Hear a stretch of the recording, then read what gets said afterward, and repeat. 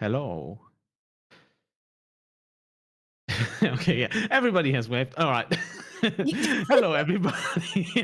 Hello, everybody, to our very incredibly serious horror game set in the Victorian era of monster hunters and paranormal investigators that all may or may not have their own slightly monstrous or paranormal sides to them. We will get to that. We are here today for our first session set in the Victorian London of 1868, where we will see the first case that our investigators attempt to solve. Just a little bit to say about the game. We're playing The Between by Jason Cordova, published by The Gauntlet. It's related to Brindlewood Bay, which has been on the channel before, a game of old ladies solving murder mysteries. And this, The Between, is the perhaps more serious, slightly more complicated, more lethal, I would say, variant of that. And I think that is about all I have to say. Apart from, hi, I'm Yanis or Wiz, he, him. I'll be the GM for this. And now I'll hand it over to the players to introduce themselves. Starting with today's Seat of Honor goes to Jen, who is also producing. Hello, friends. It is me. I am Jen. My pronouns are they, she, and I'll be playing Ash, the disaster changeling, pronouns they, them. And I will popcorn it over to the other corner of the overlay and say Ren. Hello, I am Ren. My pronouns are they, them.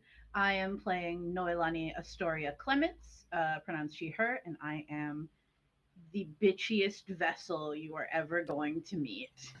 I'm going to popcorn it over to Elliot. Hello, my name is Elliot. I use he, him pronouns, and I will be playing Araxi Elizabeth Justice, who is a monster hunter from a family of monster hunters. And Araxi's pronouns are she, her. And bring us home. Hello, I'm Lamia. I am playing Dr. Leander Prescott, who is just, a great guy. Oh, my pronouns are they, them. Leander's pronouns are he, him. There we go. Yeah, Yeah. that was the last thing. Yeah. Well, that out of the way. We are in London. It is autumn. As per usual, foggy. Let's say late September morning. We begin our journey at Hargrave House, an imposing Gothic mansion at Belgrave Square near Buckingham Palace. More upscale part of the city, obviously. The fog here and the smells the air carries are almost pleasant. The fog is not the usual brownish to soot-colored waft that is elsewhere. It looks almost like a countryside fog here. But already we see our intrepid hunters leave Hargrave House, their base of operations, afforded to them by the Queen herself, as they are the Crown's licensed, well, special investigators. The word monster hunter is not used in official parlance. And we see them on their way to the docks. The docks of this time are, frankly, almost fortress-like in appearance in some cases, because of just widespread looting from vessels.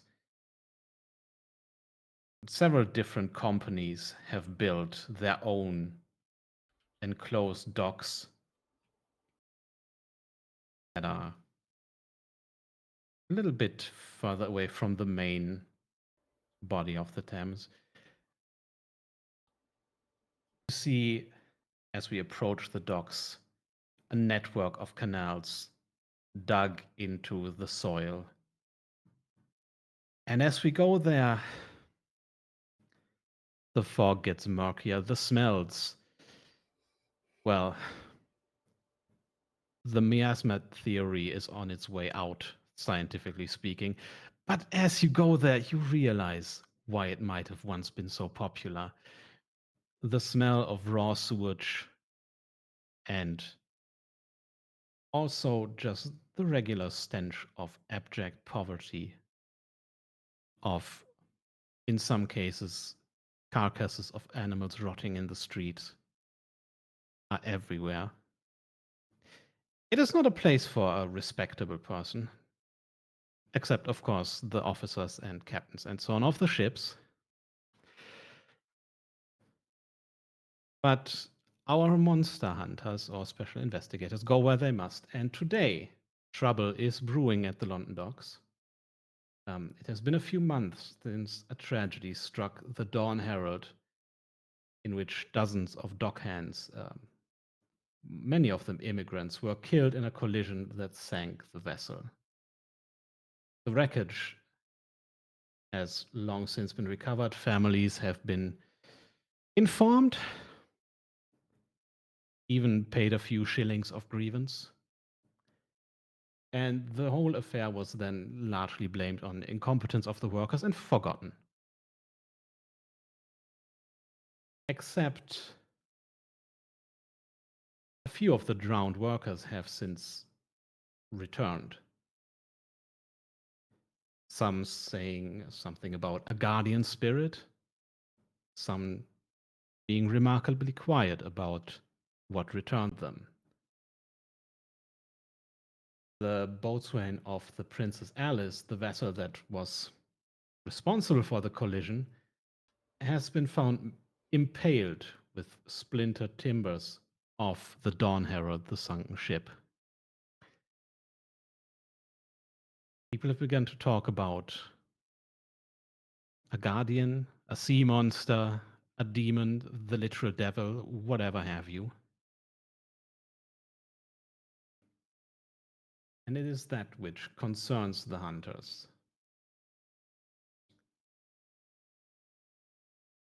So, as we approach the docks,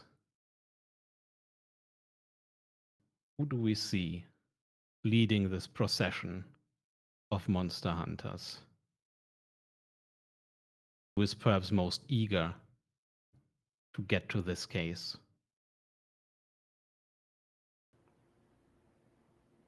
I'm kind of feeling like Leander or Araxi, honestly. I was gonna vote Leander, but I'm getting a shake of the head in that corner, so Looks like it's you, Araxi. How offensive. Look, This is not my place. I'm just here to say nice things and get us in places, so. Hmm. I'm the backup. Somebody has to be the hard hitter so I can slide in and lubricate the process. Which is the best way I could possibly have phrased that. Yeah, yeah. So, Araxi, I'll take point, and I've certainly been amongst refuse and filth before. It doesn't mean that I enjoy it necessarily, but in my experiences, I've been elbow deep in all sorts of horrible smelling things before, so it happens. It's part of the trade.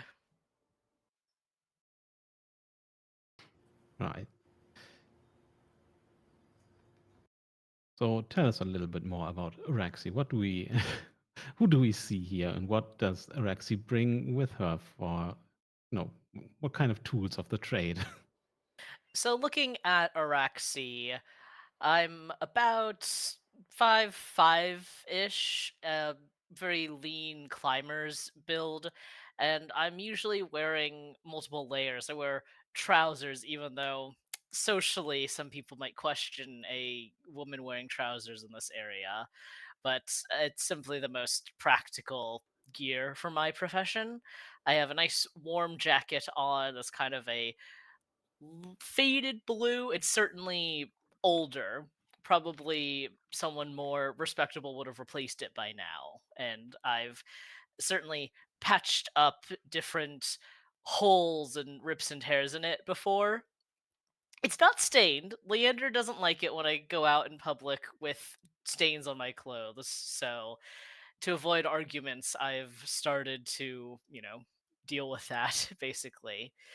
I wouldn't have too many tools of my trade because it tends to alarm people when I walk around with them. But I do have a knife strapped around my waist that I can pull out if I absolutely need to. And other notable things is I do have a bright golden pin in my hair. Right. On the other end of the spectrum, who is least excited to be here today? Who wants to get this over with as quickly as possible, or rather not at all? Is it Leander? Honestly, I feel like it is me. This is disgusting. I don't want to be here. It smells, it's filthy. And I quite honestly feel like I have better things to do. However, you do see a proper gentleman who is dressed in a tailcoat that is impeccable with golden buttons and the chain of a pocket watch, carrying a doctor's bag, tailing behind, hoping to perhaps be able to turn right around and go home. However, he is here, and here we are. Yeah, we are. And in between these two, we see our remaining two monster hunters currently in conversation about their contact, a very rodent like demonologist by the name of Nim Granby. But we'll get to that. First, let's begin with Noelani. Who do we see walking towards the docks here? Nolan is also not particularly thrilled about being here, despite the fact that it smells like the sea, but it smells like the sea and shit. Um, so the whole time she's like, "It smells disgusting. Why do we have to be here? Couldn't we have, I don't know, sent to Raxi and just had her report back?" She's got her skirts picked up a little bit as to not drag them through the muck. Um, but she's otherwise like wrinkling her nose the entire time, trying to make sure she doesn't get anything splattered on her nice white shirt, and her hair very nicely like pinned back and away from her face. I don't know that she would have brought her deck with her for this, because if she drops one of those cards in the muck, she's never getting it back. Or she might not want to get it back. Yeah. Part. And Ash. What about Ash? Yes. So Ash Penhallow is kind of chatting a little bit with Noelani, just kind of in the realm of like, yes, Araxi could have come on her own, but you know how it is with secondhand information. You want to see things yourself. And walking alongside Noelani is a relatively androgynous presenting individual, standing at about 5'6" ish. I think somewhere in the mid 160s for the Europeans in the chat. In the chat, not me though. Well, yeah. Well, you asked about the heights earlier, so you know what heights are. An individual with warm toned pale skin, visible beneath their clothing. It's relatively loose fitting, long pants, kind of a tank toppy kind of top with a cowl just so that they're able to pull a hood over their head if necessary. They've got this shock of messy white hair, which you can see, I think, right there, and very bright green eyes. Um, and even in the sunlight, there is almost a faint luminosity to them, though you might see it a little bit more in the moonlight. And as they kind of grin at Noelani, at the idea of just Araxi investigating by herself, their teeth are just a little bit maybe too sharp. Um, and one thing that many might not notice, but the more observant might, is particularly the legs of their trousers are covered in little black little black bits of what appear to be fur, perhaps. Hmm. So, what are you talking about at this moment? Well, perhaps secondhand information sending Erexi. I think we went in that direction. Yes, we could have sent Take it Araxi. away. Yeah. Wanted half-baked theories. I suppose, but at the same time, look at it. What is she really going to do that's going to hinder our investigation? Otherwise, it's all ready to shit. Well, nothing's going to hinder our investigation, but let's not pretend that she has the sharpest eye. She certainly has the sharpest blades, but not the sharpest eye. She didn't I bring can any. hear you, you know. Can Yes, you, I know. darling? Tell me I'm wrong, Araxi. I notice what needs to be noticed. Like things that need to That's be stabbed. patently a lie. You're You heard the doc. constantly ignoring things. You walked out of the house in a completely stained shirt the other day. Didn't even notice. Like I You said, also had I to be see reminded to things. wear closed-toe shoes to this. Well, we're going to the docks, so To the shit docks. The docks, not the beach. And also, who goes to the beach in London? Besides water's not workers. that cold. A brisk swim is good for the constitution, haven't you heard? No, I haven't. Please have my do taste tell about that it. to my patients who froze to death in the waters. Oh, Hmm. Their constitutions weren't good enough then. oh, What are you built different?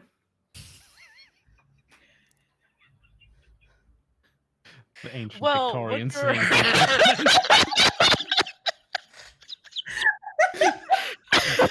This is a serious game, guys. Rex is built like a baked bean.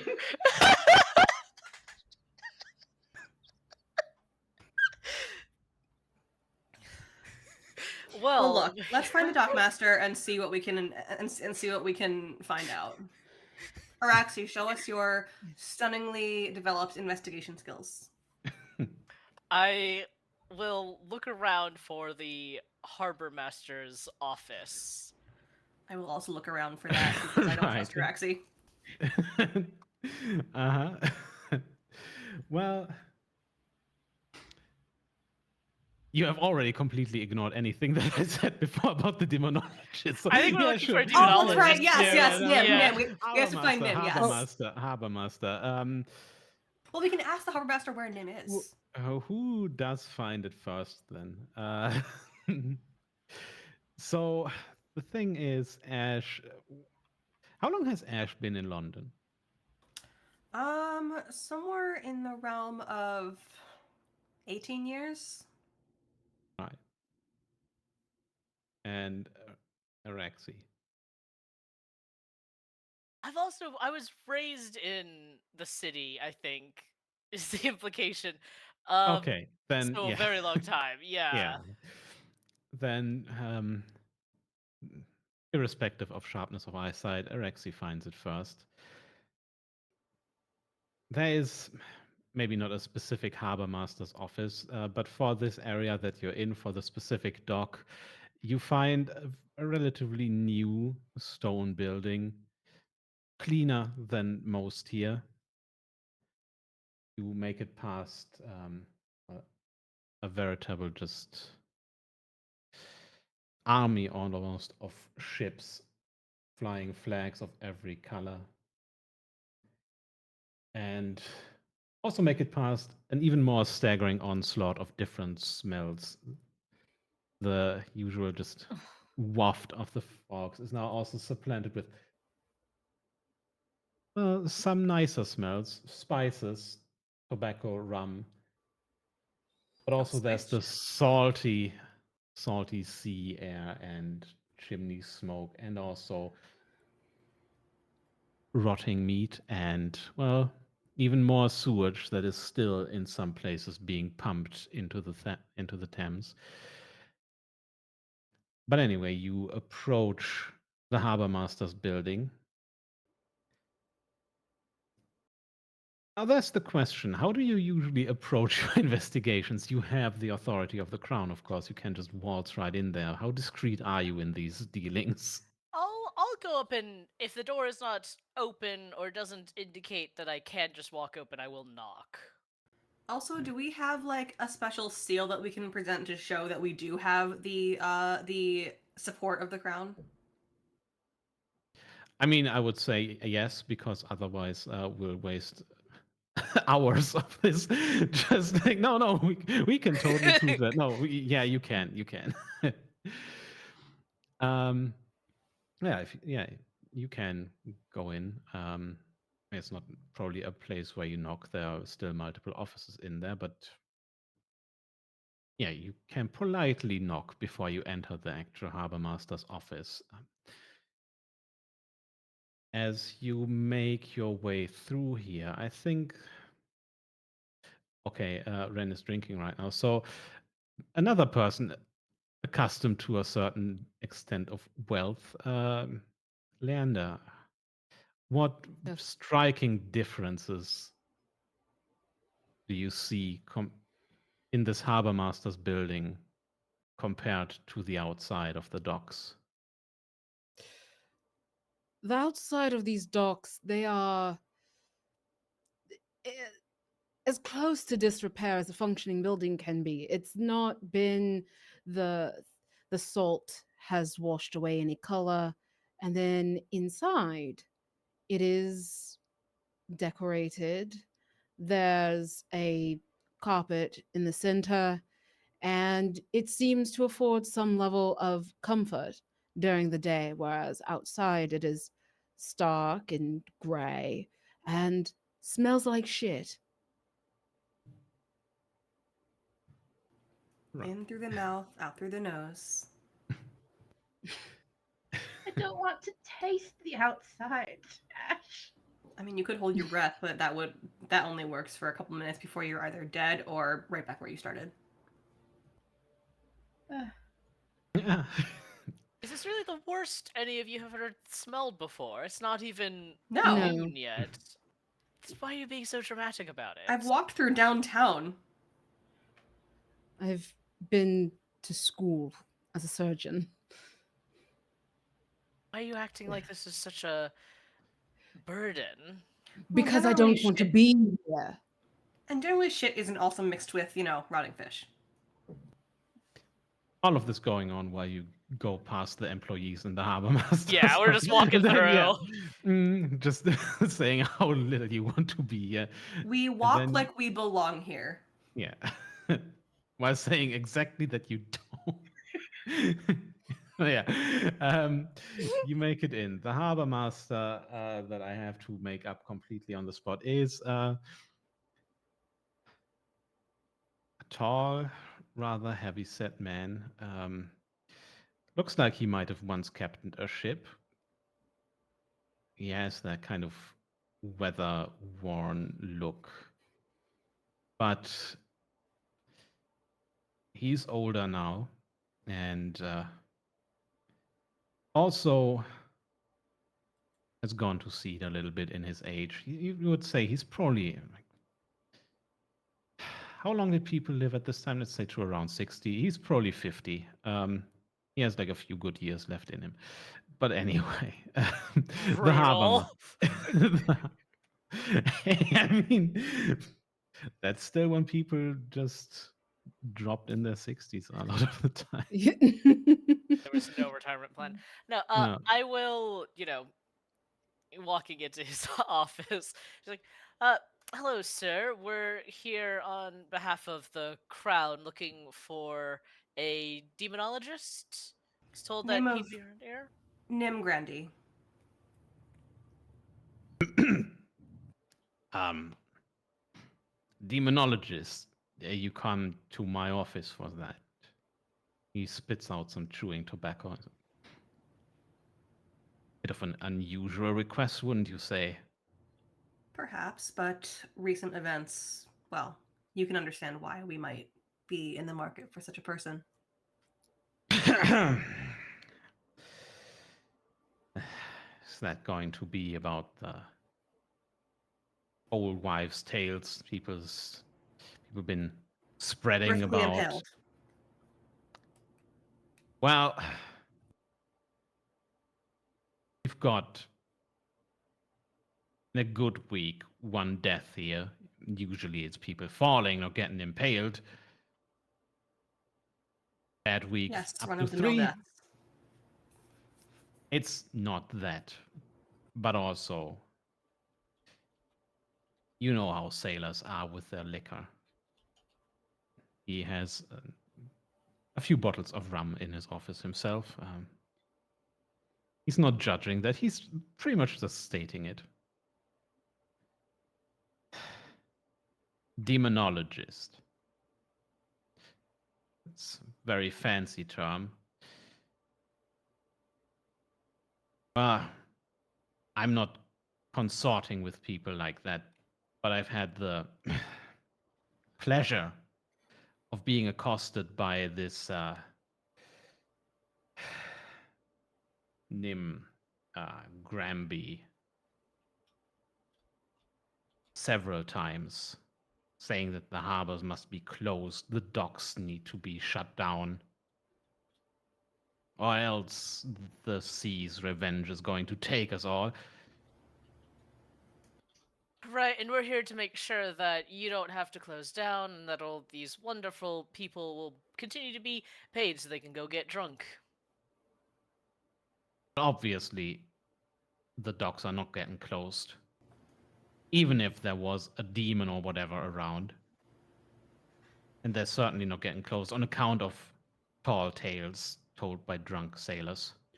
Regardless, it is enough for the crown to send us, so perhaps you could point us in the direction of the man that vexes you so that we can help get rid of him.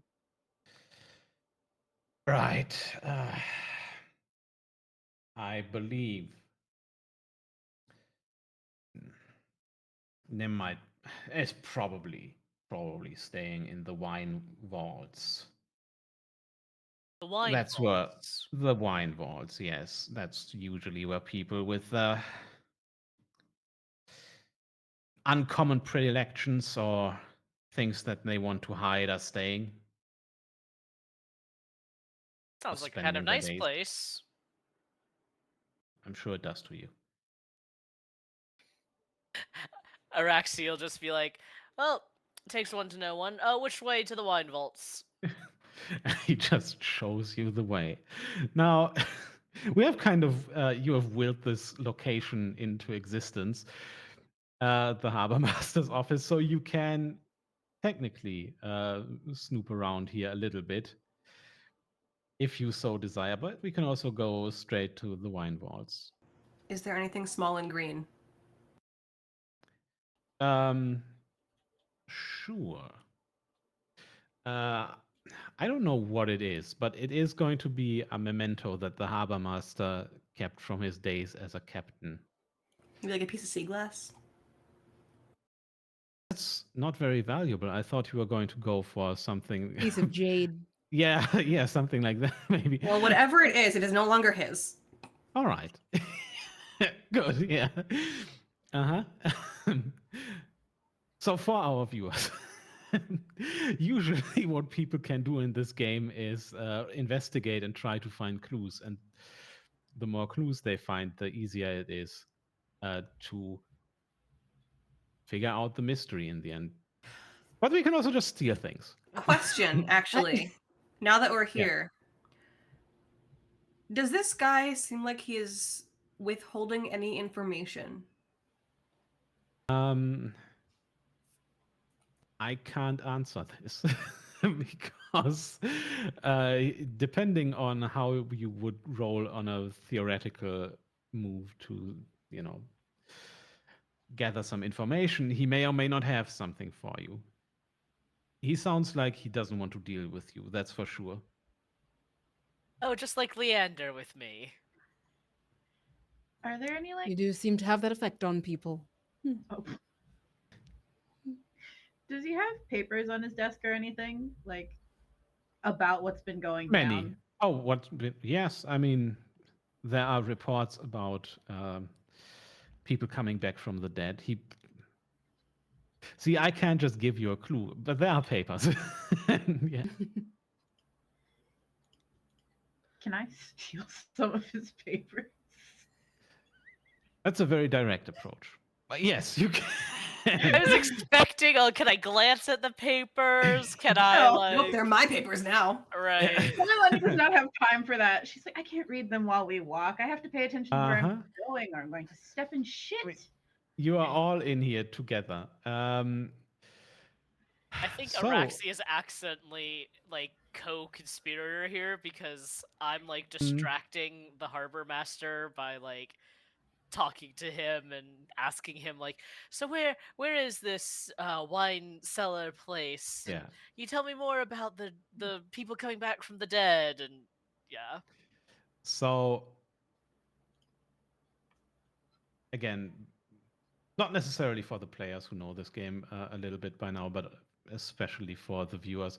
The Between is based on the Powered by the Apocalypse framework. That means you make a move. That means you do something that advances the fiction in a way. You do that by rolling 2d6 and adding a relevant stat. The Between has 5 of those: vitality, which is anything athletic. Yeah, that's Araxi's stat.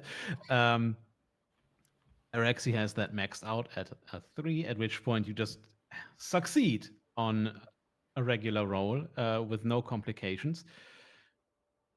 Then there's composure, which is staying cool and calm under pressure. Reason, deductive reasoning, investigating. Presence, which is charisma by another name. And sensitivity, which is the magic stat. So what we can do here is, I think you're triggering the information move, which is you search for a clue or you grab one, I guess. We can just say it's Noelani who rolls, and that would be a roll with composure. Okie dokie. Or it could be a presence roll, and I think Araxi has volunteered for that. But Araxi's presence is maybe not the best. No, you don't want me rolling presents, so Yeah. I'll I roll think- presents for you. I'm very We're present. trying to steal. Mm. Yes, and I can mean, simply yeah. add to my stealing inventory. The presence roll would be cause a distraction, and then Noelani has just a clear path to just swipe some papers.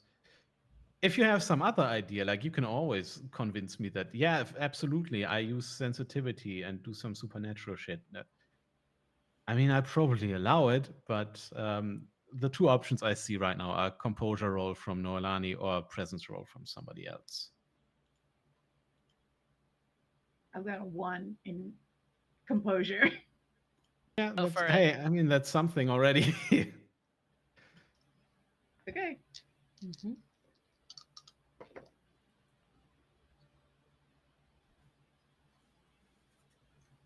$11. All right.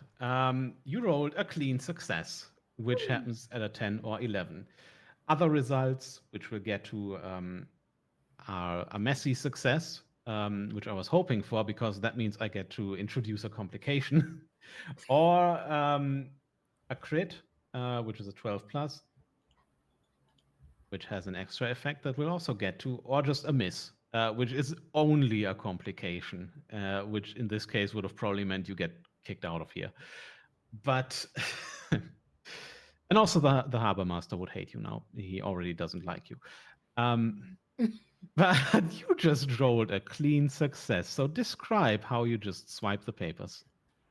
So while Araxi is distracting him, probably ushering him out of his own office, Noelani's looking, picking through the papers like she's just casually reading, looks up to make sure that his back is turned, grabs a couple of pieces of paper, folds them up, sticks them down her shirt. Hmm. Okay. And I will say, upon review later, uh, what these papers will reveal to you is that there have been odd disturbances in the water that can't be explained by the movement of ships. Oh.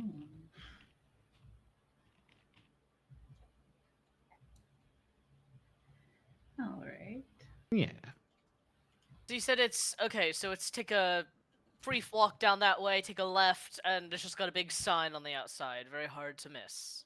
Yes, it says wine vaults. Inside you will find the wine vaults. It is vaulted and you will have wine there, I suppose. Right. Well, and I'll look at my compatriots. Shall we be going then? I suppose so. Yes. Absolutely.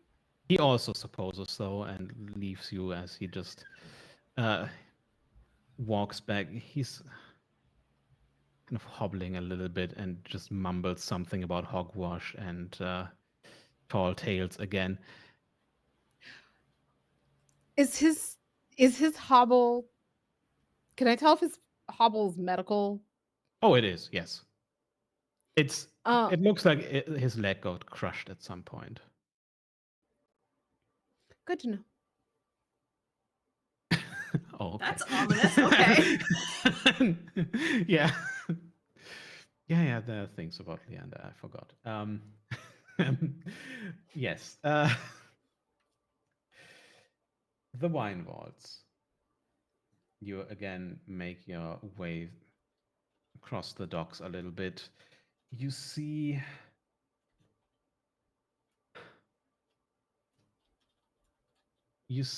a grinning foreman of the docks toss a few tickets, which are guaranteed entry to work, into a crowd of desperate laborers. People at the docks don't have steady employment. They just turn up for the day and hope somebody gives them work.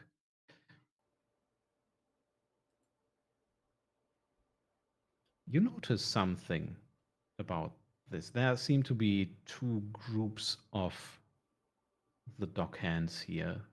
Some that begin to brawl almost immediately for the tickets, which the foreman that tossed them on the ground is grinning at sadistically. But there's another group. Seems to be a bit more reluctant. Ash, as you look at that, why do you think they seem so reluctant? What do you pick up on here?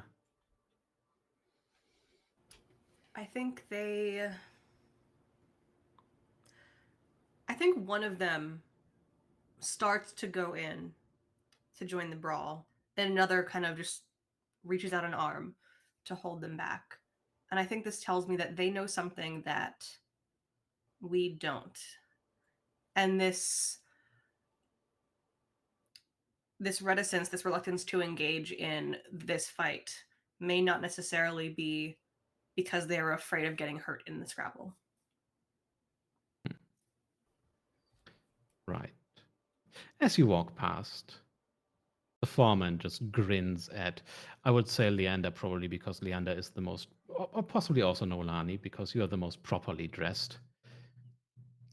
Just grins at the two of you, like he's expecting approval for his actions here. Like, poor swords, eh? With a shark like grin. You do know that you would get more work done if you did not have them beating each other. The ones that get beaten up, we don't need them. There's always more. And only Hmm. so many ships to unload. Regardless, you're on our way. We're looking for someone. Please move. He does move. You Thank are. you. Enjoy your entertainment. Yeah. You make your What's way. do Yeah. I know his name, by the way? Well, no. You Okay. don't. You didn't talk to him enough for that. That's fine, I don't care. Uh, Leander Question. knows his face, and that's all Leander needs yeah, to know. Let's I be- think so too. Yeah. Quick Um, question. How spread out are these tickets?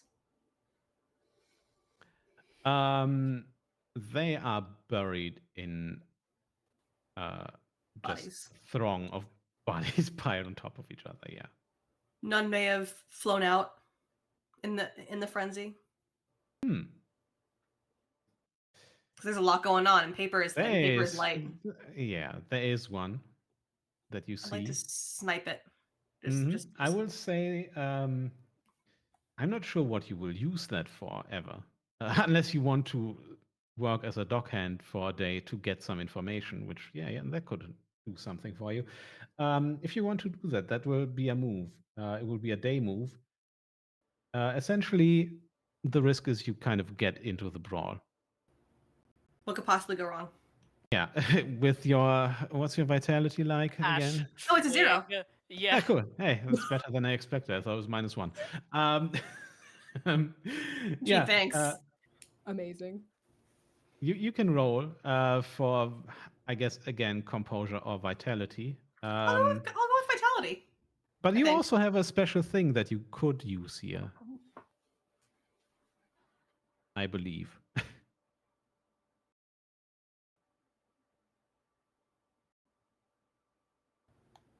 Do I? So you could transform into a more Fey-like appearance, but Yeah, I don't want to do that. I don't think.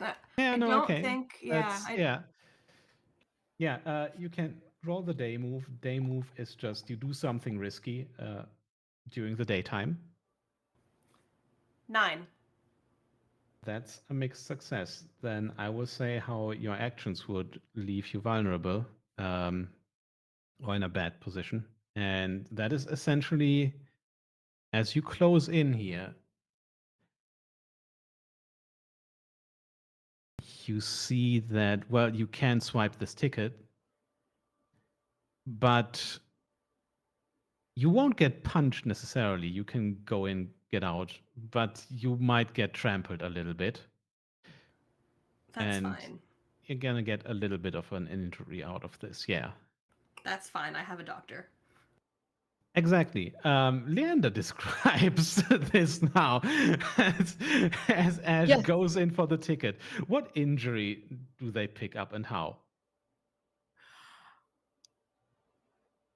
I think Ash goes in for this ticket and thinks it's going to be very easy and I think ends up getting kicked in the face.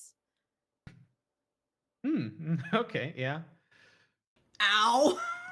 Oh. Okay, you now have the condition kicked in the face. If you'd prefer I could say broken nose, but yeah. I personally think the condition kicked in the face is the funniest thing I've ever heard, so we're gonna go with that. Okay. Perfect. Happy to help. Ash, darling, are you okay? Just.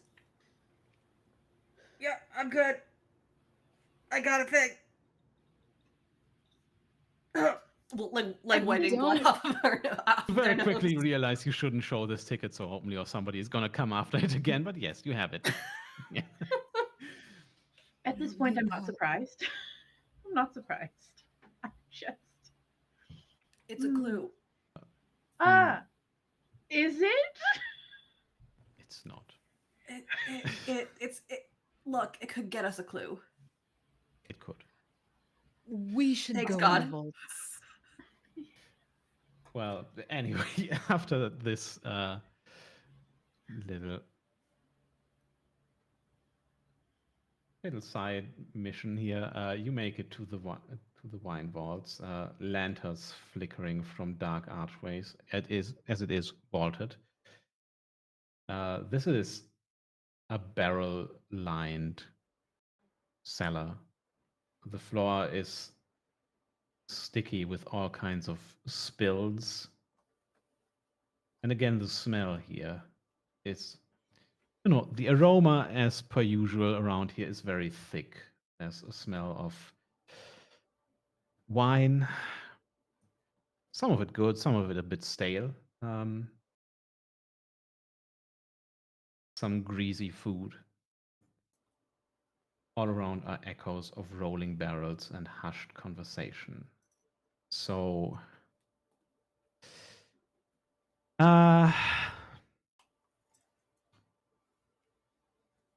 any one of you can answer this. What do you think is being stored in these barrels besides wine, and what secret meetings are taking place here? I volunteer, Noelani. Fortunately, my first thought was there's probably bodies in there. There are probably bodies in some of the barrels amongst the wine, um, probably turning surrounding barrels into more of a vinegar substance with everything that seeps and leaks. Um, but I feel like this is, unfortunately, this feels like the kind of place Leander would go to like get rid of a body. I I do actually think that y'all come down here and Leander is actually leading at this point, and you get to the bottom, and as Leander kind of moves to the side as you all are coming down, just stops and is staring around, just looking but maybe not seeing the room.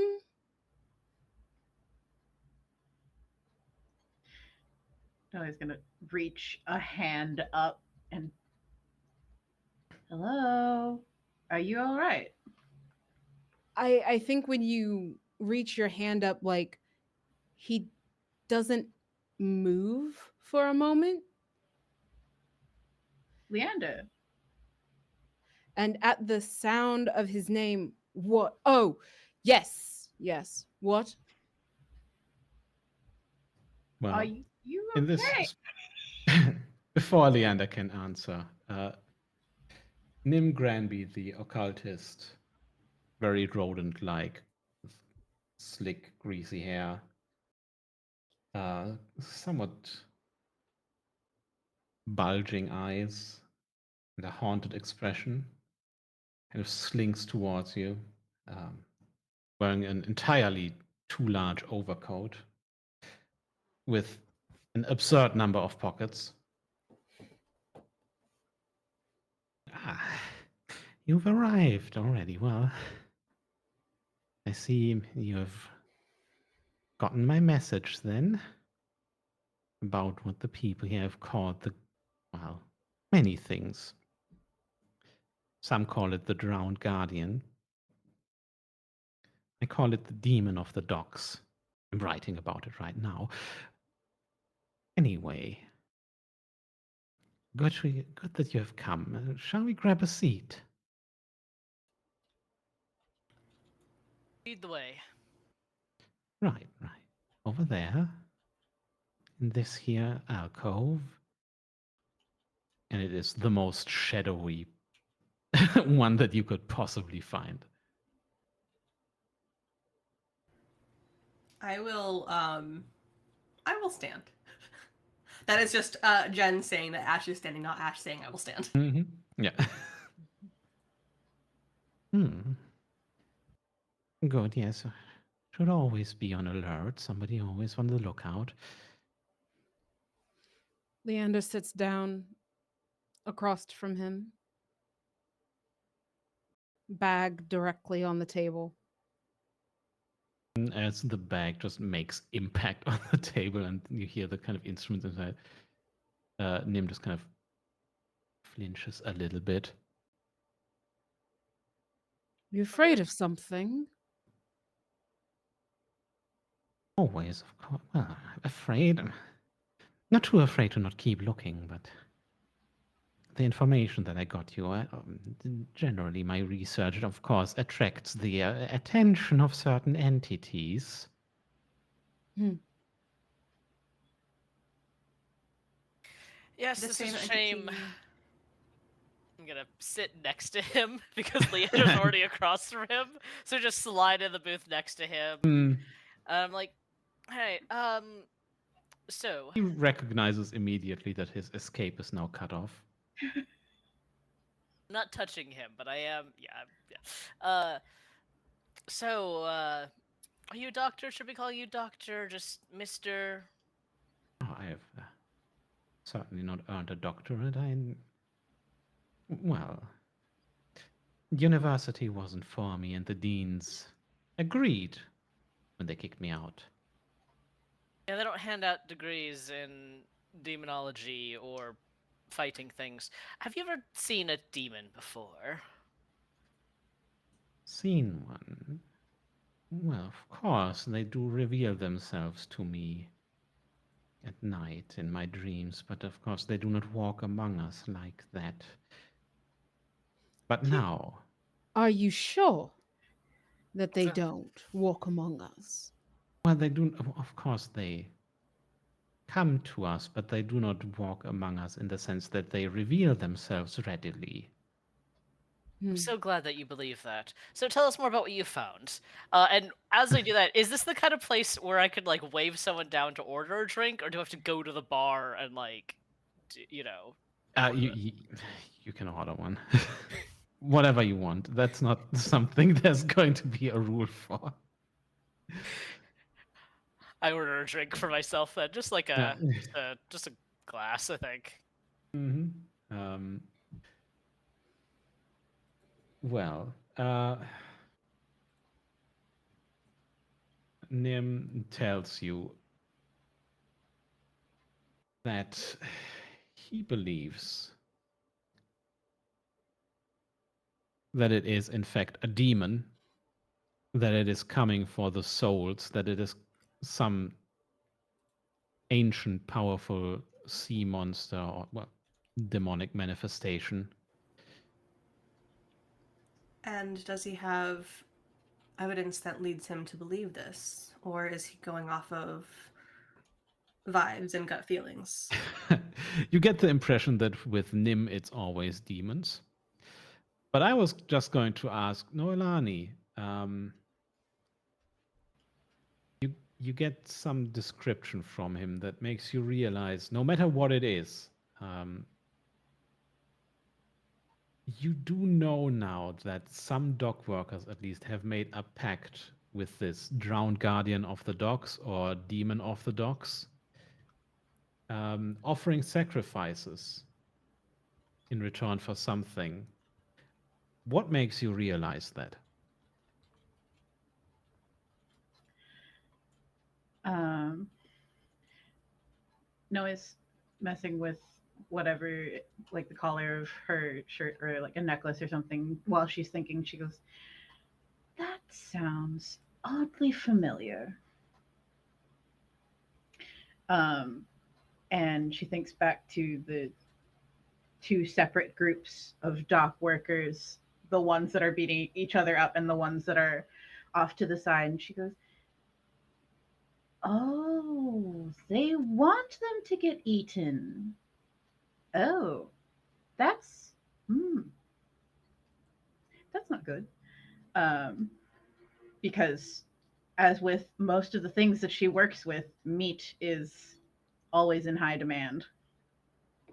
Meat, souls, blood, everything that a human body probably has. Right. Uh, but she's standing there fiddling and thinking, like, unsettling, not Mm. out of the realm of possibility. But I wonder why. And that is something you can't quite tell yet, because these sacrifices and offerings, they might be for revenge, they might also just be for protection. Because that brings us to the question that you need to answer about this entity, the guardian or demon. The question that we currently need to answer is it a demon, or is it actually a helpful guardian spirit that the dock workers who don't have the best life have turned to for help? While he's cornered, Hmm. Noelani is gonna like lean down a little bit and ask Nim, "Has anyone given a physical description of this entity, or is it just they toss a prayer into the wind and suddenly somebody's dead?" Nim at this point begins fidgeting with whatever he has in his pockets, which, apart from books, seem to be all kinds of talismans and other things. Something that he touches in there makes a strange squelching sound at some point. Anyway, he begins to say, well, see, that is the issue, but it is also why I'm rather certain that it is a demon. The stories that the people tell. Some say it is a skeletal maiden who walks the ocean floor. Some say it is a strange lobster man the size of 3 men at once. Others say that it is simply the spirit of the sea and has no physical shape. You can talk to 3 or 4 different dock workers, you will get 3 or 4 descriptions of the creature. And what would you describe it as? What is the description that you find most aligns with your expectations? Whatever it wishes to be. It Is is there a a pattern demon. of appearance? Full moon, when the lights go out. At this point, are you trying to trigger the information move again? Yeah. All right. Then, are you trying to make sense of what Nim tells you? Or are you trying to persuade him perhaps to give some information up that he's not ready to part with? Um Just basically me asking, do you want to roll with reason or presence? right.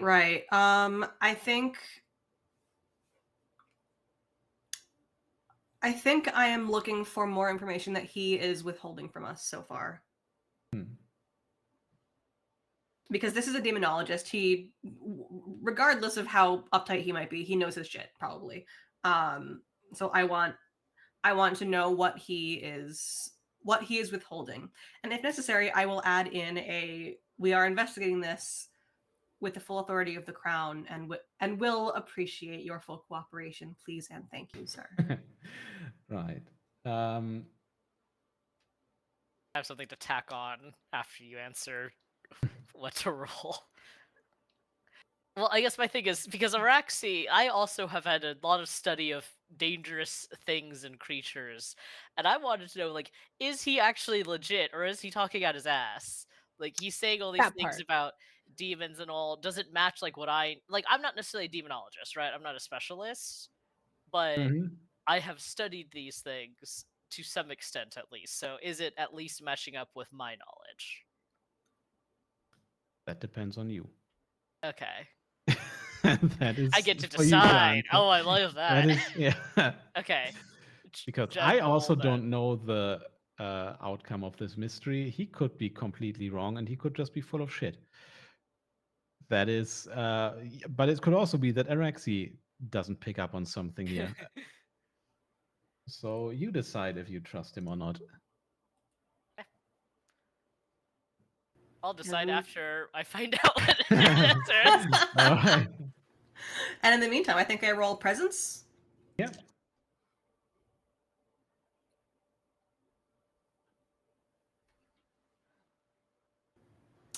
6. In total. I rolled a 3 and a 1. And then I added 2. Oh. Well. Things are going great, guys. hmm Ash is having a time. There's something you can do, which is to put on the Janus mask, which is a way to bump up your result. I'm not sure you should do that here. No, I think I'm going to save my Janus mask. Yeah, because if you put all of them on over the course of over the I course of the die game, you horribly. die. Yeah. Ah. Yeah. Also, I don't think that this is something that, like, Ash would necessarily spend that on. I think they are confident enough in their ability to figure this out without this Dumbo's help.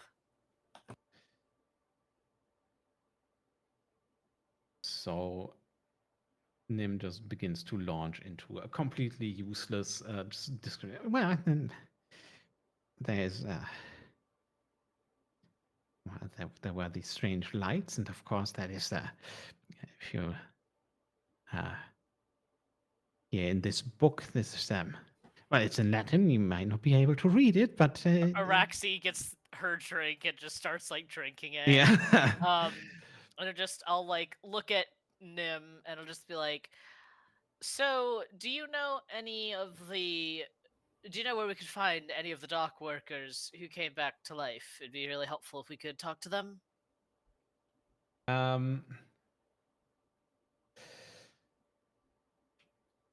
Right.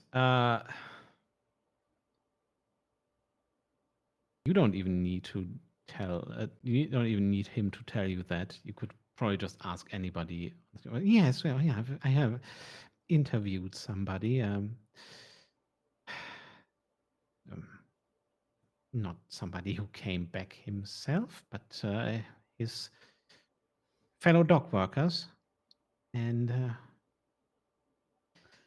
I can certainly direct you to them. That'd be If you will great. just leave me alone. Mr. If you Gamby, will just leave me alone. why? You I will invited say- us here. Yes, but I have come to the realization that your lines of questioning are so direct, let us say, that you will put me in danger. The demonic entities that I'm studying will come after me, and this is me saying that the result of the missed roll by Jen is he's not gonna be very comfortable with working with you going forward.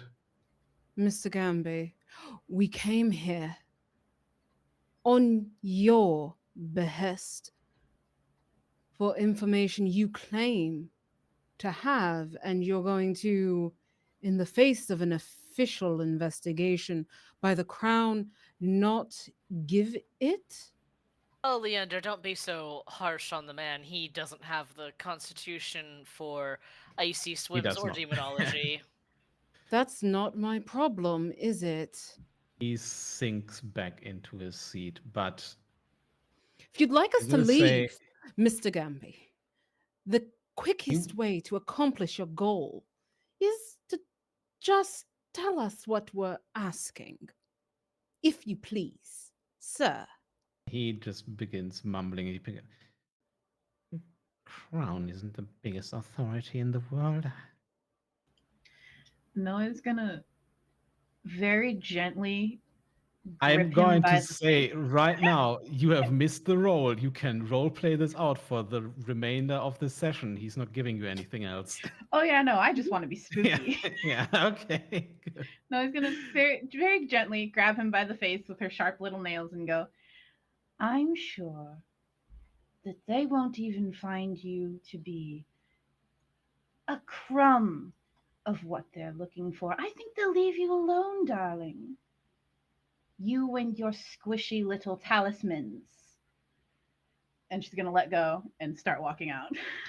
Here, you leave him pretty much hyperventilating at this point. Can I finish my beer? Sure. How many other people are here? She paid for the beer, you know. It's hard to say how many people exactly. It's not extremely full, but most people here seem preoccupied with their own possibly illicit business and are in similar alcoves as the one you were in, which was the most shadowed one, the Mhm. least visible. I'm setting it up, I know. I think, Mr. Gamby, it would seem as though our meeting is at an end. Can I at least get you something to drink? Calm your nerves. You're quite anxious. If it will, I will accept your token of penitence, I suppose. Especially if Yeah. it will get you out of my face. What would you like to drink, sir? Port, if you must. Port will do. Of course. I'll be back in a moment. Would you also like some tea for your nerves? Oh, no. Okay, No, just the unless I port. have personally picked the herbs. Of course. I'd like to go get a glass of port Mm, for this man and bring it right. back, and I'll set it on the table, grab my bag, and leave. Mhm. Araxi, as she heads towards the door, you never buy me any drinks. You never go drinking I with me don't at think you all. want me to, Araxi. I The think you'd be drinks a are lot rather more fun strong. if you calm down and drink a little bit. Standing I Drinking is believe invitation. what Leander is terrible for trying the to body. insinuate is that this man is going to be asleep for a while. Of course not. Are you saying that I, as a doctor, would do something Yes, improper to this man? yes. Rude. Incredibly rude. But am I wrong? Yes. Can I Well, take Noani's arm and do the gentleman thing and we just walk out arms kind of style as this occurs, you walk out of the wine vaults, back into the docks. The fog here has shifted. Usually, again, the fog of London is oddly colorful in ways that fog really shouldn't be. Often has a brownish to soot kind of color. Right now, though, the fog around here has turned an odd abyssal blue, almost like ink suffusing the air, like ink in want of some contract to sign. Then you hear a splash, and then a shattering of a crate, a wooden crate, hitting the ground, spilling open, and out comes what appears to be just sugar. And as you follow the stairs of the dock workers that dropped this crate, as they look in disbelief, you see climbing out of the Thames onto the docks a man looking like one of the oldest dock workers you have ever seen. His gray beard and poor clothing full of all kinds of weeds and sludge, honestly, as if he had been suspended in the water for days. And dripping wet, he just climbs onto the dock and walks off. I think we should follow Nolani, that man. is that Yeah, I Ash let's is go. already walking. While we follow the man. Can I take a quick glance at the crowd? Does anyone look not surprised by this, or anyone like underreacting? Ah. Well, I think that has to be an information move. Let's say that sounds like reason. I'll take it. Unfortunately for I'll you. take Okay. it. I'll take it. Yeah. Okay. You could also say sensitivity, though. I'll take sensitivity. But then you have to describe what kind of supernatural thing you kind of pick up on, or how you open your senses. So Araxi has over the years I have developed that sort of sixth sense for the uncanny valley or just the supernatural and everything. I've seen a lot of creatures pretending to be human or like humans who have welcomed in otherworldly influence on them. And so I've become accustomed to knowing something's not quite right about a person. So I'm looking for that now. Mm-hmm. Yeah. And that's going to be. Do you have anything that can give you advantage or something? Or do you I just... rolled really well. I'll just tell you that now. I All rolled right. a total of 10. Okay. Yeah. Mhm. Yes. Even with your drop dice. You Yeah. see, yeah, I have so many dice here because I just keep dropping them. you see a few workers again standing back. You might recognize them. Well, you wouldn't. Nolani would recognize them as some of the ones that didn't, or that didn't go into and went for the fight earlier.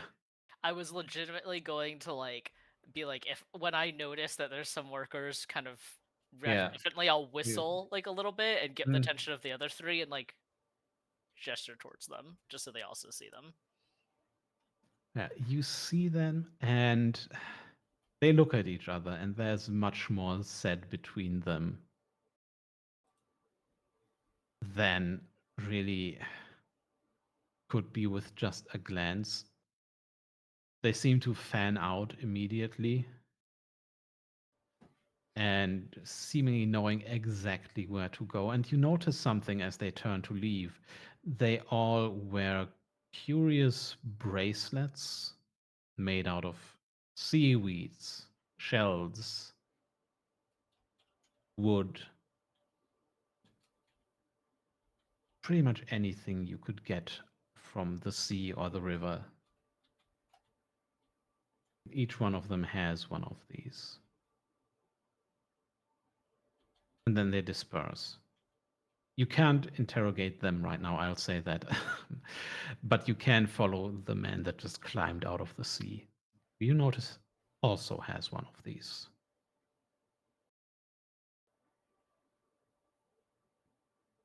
Do they all appear the same or different?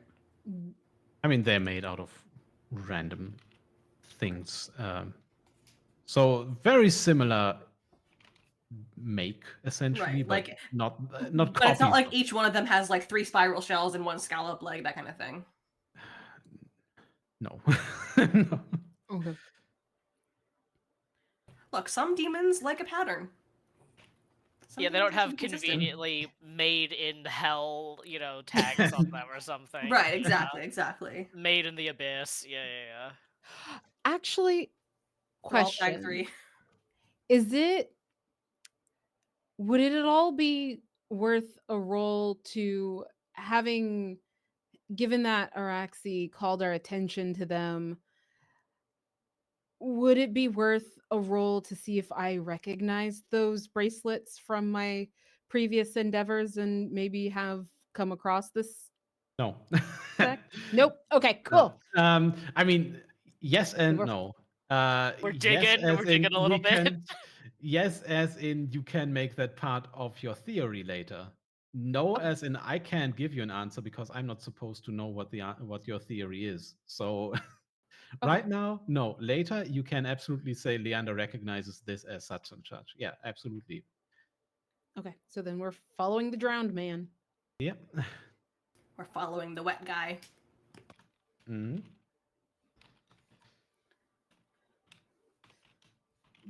So, Also, let's try and make sure that we're not seen by him. We don't need him thinking that we're tailing him, and by thinking, I mean knowing. okay, I mean, you can. That's essentially the choice I was going to present you with. You can just follow him or talk to him. I'm inclined to wanna say talk follow to first, him. talk later. I want to talk to him though. Araxi wants to talk to him now. So We can I talk guess to we'll him stop now. her. Like, Oh, I Sir, wanted to see where he goes. does he if I Leander. say, "Excuse me, sir," does he respond? No, Mhm. does he appear to be a but trans? he does recognize that you have called out to him. He doesn't change his step in any kind of way. He just continues walking. I'm gonna try catching up. Yeah, Mm. same. Oh, He just looks at you out of Ca- watery eyes. Can you talk? Are you able to speak? He just coughs up a Oh, fair amount of brine that washes over his hand. Oh dear. Sure, I can. do you know what happened to you? I drowned. Okay, You. and you're back. I am back. Where are you going? I go to meet my brethren. Could we May tag I? along? He looks at you. You are not of the drowned. I am not, but I'm willing to be a friend. Is that already the presence role that we're going for? Oh no, it's presents. Oh God. It could also be sensitivity, but Can I assist by just kind of like being like, may no, we at I least just see you asked if safely? this is the role. Like, Oh, you okay. can decide who rolls. You're all here, but yeah, if you want to get something out of him, you will need to roll. Okay. I mean, you said the thing. You should roll. Yeah. Okay. I'm Well, we can gonna. also Ash can continue the conversation, but we can roll right now. Sure. I think it's more fun for Leander to roll, honestly. I think. Yeah. It was Okay. Leander's fault for Look, speaking first, so I- Leander is your consequences. Look, I Okay. love a good who has the best persuasion roll, but I also love a good you started the conversation, you have to finish it. Okay. I. Again, you can roll with sensitivity. There's clearly some fuck shit going on, so you can roll with that. Yeah. I want this person to be like, yeah, no, I'm cool with you. I'm also down for this. So I am gonna roll with sensitivity. Because Mhm. we've been doing a lot of presents and let's let some weird shit happen. Yeah. Be sensitive, Leander. No, That bedside not manner. in the slightest. Your bedside manner No, sucks. that's let's see, 3. That's 4. Again, I will say you have the opportunity to upgrade your result. There's a bit more It riding on this roll, perhaps, than the last one with it's Grammy. it's enough to upgrade it to a success to a partial. Yeah, you always Okay. upgraded a tier. So if you miss, One you step, upgrade it yeah. to a partial. Yeah. Okay. Miss partial to And we full. have the one mask. Is it that we can You all also use the mask once, or only one of us can use the mask yeah. once? So Only one maybe person. just before now, yeah. There are these things called masks. When a hunter puts on a mask, they upgrade one of the results to the next tier. What we get in return for that is a flashback narration from them. So And what we have for this specific case is the Mask of the Depth. which is narrate a flashback to a time when you searched for hope alone in the dark. Usually everybody has to narrate that, but I would say just Leander gets to do that for now. If you use it. Do y'all want me to use it? You can use whatever you Is damn that- well please. We should. I think it's is that- fine. I think yeah. Okay. I don't want to use communal stuff if not everyone's on board. So, Go for it. Go for it, yeah. okay. Let's go ahead and use the mask then. Um yeah, I think there was a point in time. It's a long time ago, and Leander is younger. He's much more poorly dressed, but he still has his doctor's bag, but he's very clearly a student. It looks newer, and he's got a bit of a different accent. There's a lot more of a Nigerian tinge to it. And he is leaving school after a late night lecture. And early in the day, he had been put out of the place that he had been staying. And so he was just walking about afterwards, trying to think of somewhere nondescript where none of the others would perhaps see him, as this is embarrassing. And so he starts to walk towards the arts district. It's bright and people are laughing, and even though it's night, um, he's hoping people who are rich and unaware, they drop things, and he is looking for someone to for good luck, something to give him enough to find something to rent a room somewhere, anywhere, or someone to give him a room, perhaps. Maybe somebody with a cough who needs to get home, he can offer services. He's trained enough for that, right? And so he walks and he looks for people, and there's a group of folks, gentlemen and ladies both, and there's one woman in particular who spots him and smiles, and she is lovely. She's not the same complexion as the rest. The rest of them are rather pale, but she's a little she's got a little more color to her, and she doesn't say anything, but that smile, it never left him. That face. Doesn't know her, but then as they walk away, the clustered group, there's something glittering on the ground, and there, sure enough, hope. Spot of money. Mm. And I think you realize as this memory washes over you, in this moment, for whatever reason, it has been shared with this dock worker that has just been returned. And he just looks at you and just laughs at you. Like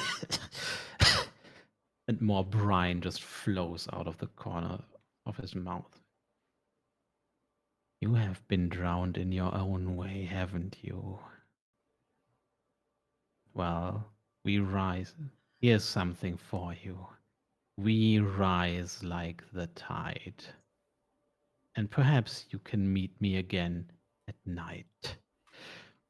And with that, first, you notice something.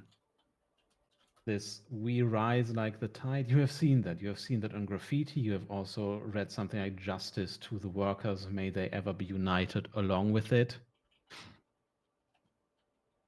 There seems to be a movement behind this entire thing.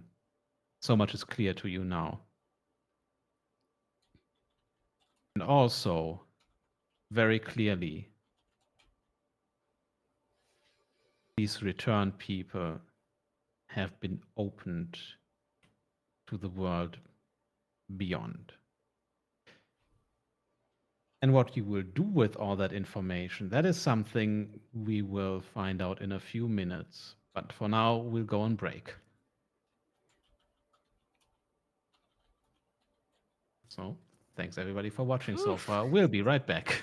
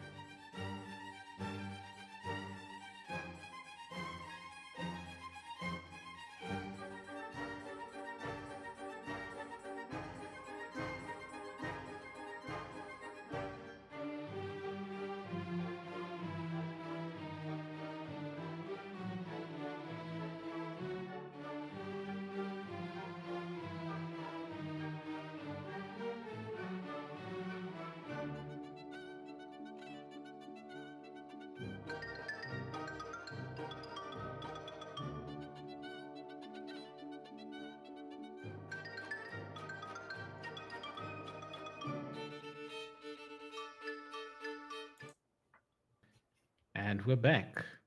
Hello. We return to Hargrave House that we haven't seen from the inside yet. We just saw our hunters leave earlier. But for now, after a day at the docks that not all of them entirely enjoyed, perhaps, um, they have returned here to consider what they should do at night. At night, of course, when, well, their work is easier in the sense that whatever they are seeking is probably much easier to find, but it is also much, much riskier. But first,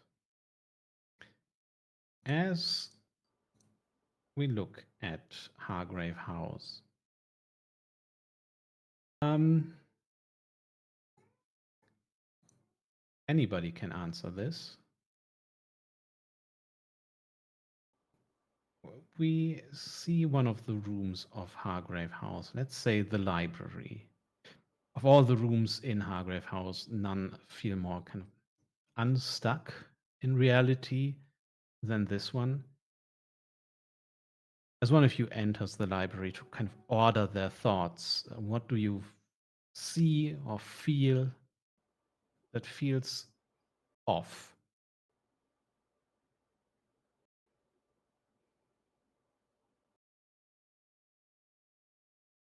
Okay, I'm just going to say Nolani. Um, so Noe walks into the library, and normally with houses, at least places that she's lived, you can feel like the footsteps of everyone else in the house through the floorboard or through the walls. But when you walk into the library, you stop being able to tell that there are other people in the house or that this room is even connected to another house at all. It feels like it's its own place. And it is the quietest room in the house, but probably not for the right reasons. She's Mm-hmm. trying to order her thoughts together and going, I hate it in here. Why did I come in here?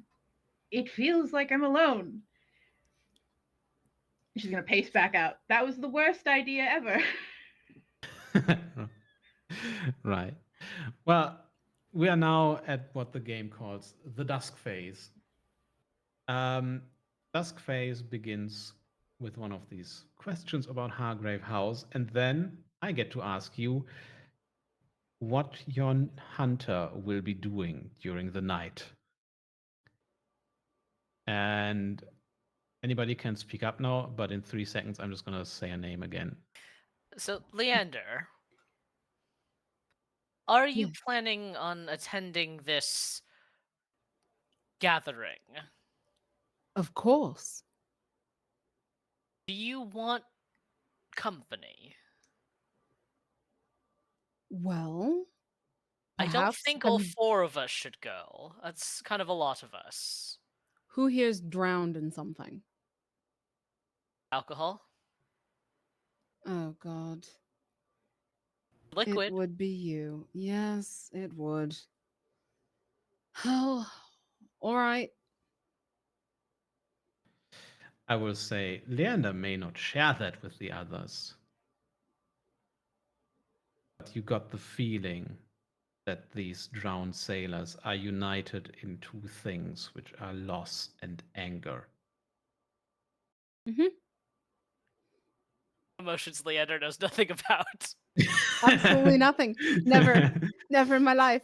Never felt any of it. Yeah, and it's up to Leander to decide if he thinks that his comrades here in Hargrave House would necessarily fit in at that gathering, or if they might be more of a liability. Mm. I think with that information, I'm going to say, well, despite your predilections for body destroying drugs, I don't believe you got along well with them, and I don't know that we are dealing with a demon, I believe. Our good demonologist may have been wrong. That's admittedly sort of the vibe I got about Nim as well. Demonology as a field is legitimate, but he seemed a little bit more on the amateur side than a genuine aficionado. Although I have to I ask, believe. you don't think So, that? what does that mean Araxi is doing instead? Yeah, Just to cut in for a moment, we don't yeah. have endless amount of time for this, unfortunately. Um, I think in that case, though, if Araxi's being shut down to go help Leander, um, I I want to investigate the docks by myself then. So I will tell the others. Well, in that case, you can see when I'm not wanted. I'll go and check out the docks a little by myself. All right. And what about Ash and Nolani? Ash, in a strange twist of fate, will actually pipe up and ask Araxi, care for some company. Wouldn't hurt. But if we get in a fight, I can't guarantee that I can protect you. Same to you. They've already gotten kicked in the face today. Are you sure? It's fine. My nose is mostly back in shape. What is Nolani doing this night? Um.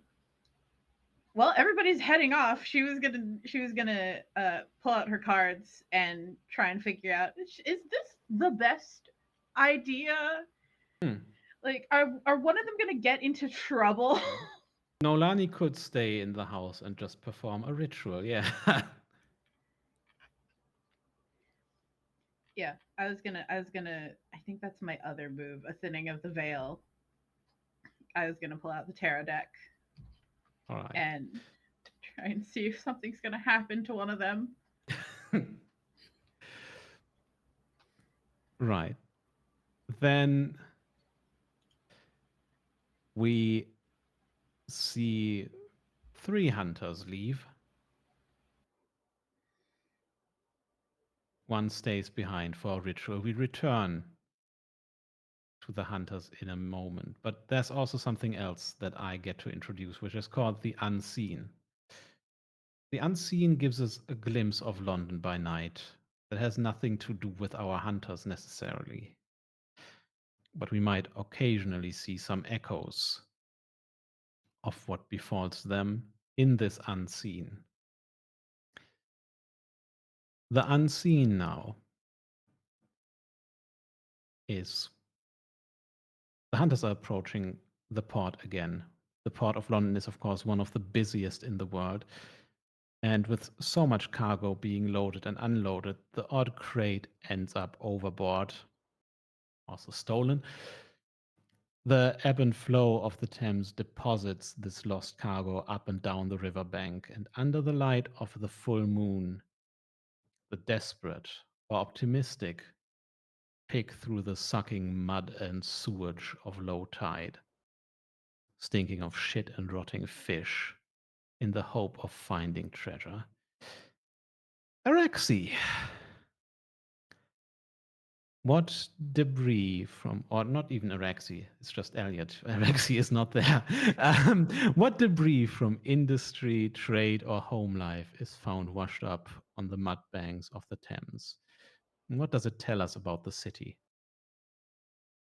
There is a huge variety of what can be found, but one of the repeat offenders is the presence of sort of cheaper home goods. So things like sewing needles, like sewing equipment, uh, utensils, that sort of, basic things, dishware. And it just shows that no matter how developed or how like industrialized London becomes, there is always still this kind of bedrock of families just trying to live and eat and grow as best they can. And there's a little bit of the mark that all of these items keep ending up gunked up in the pollution, the polluted mud of the river. Yeah. Nolani,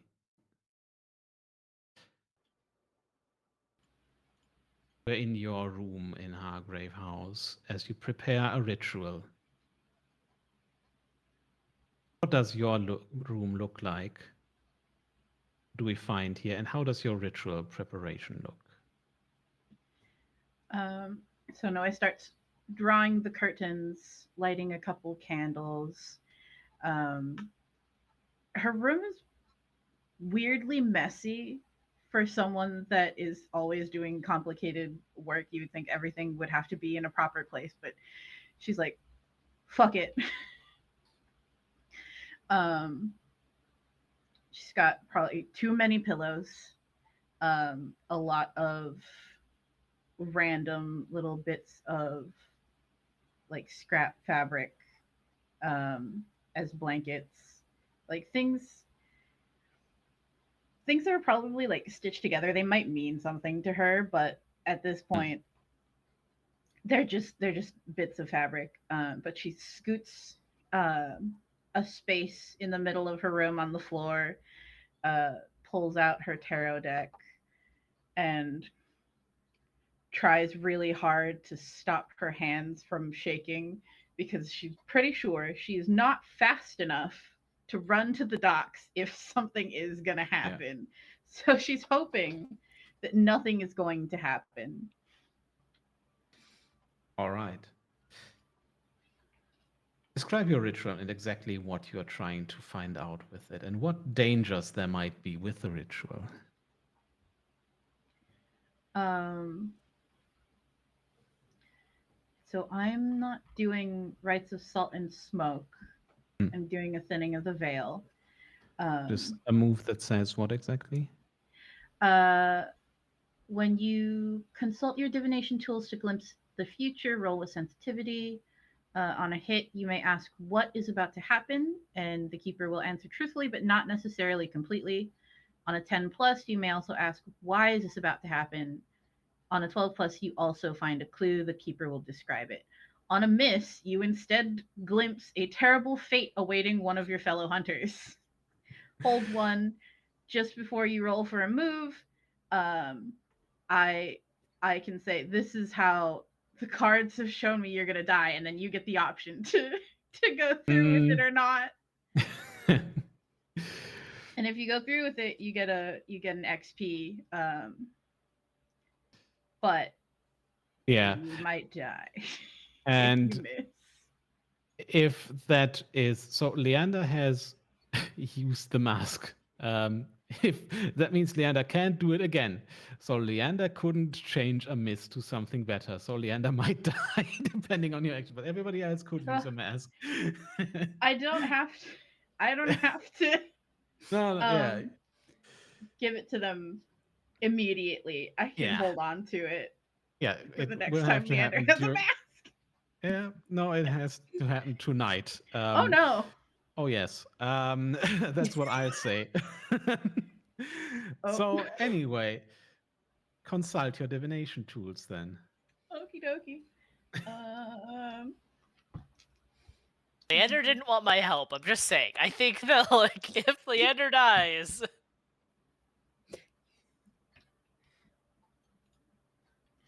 I got a 9.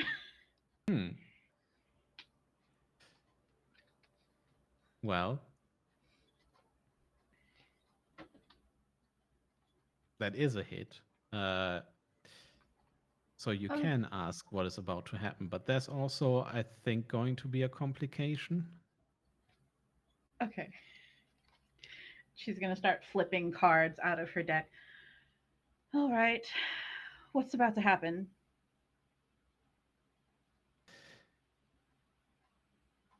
What is about to happen is death. 3 men will die tonight at the docks. 3 men that you know.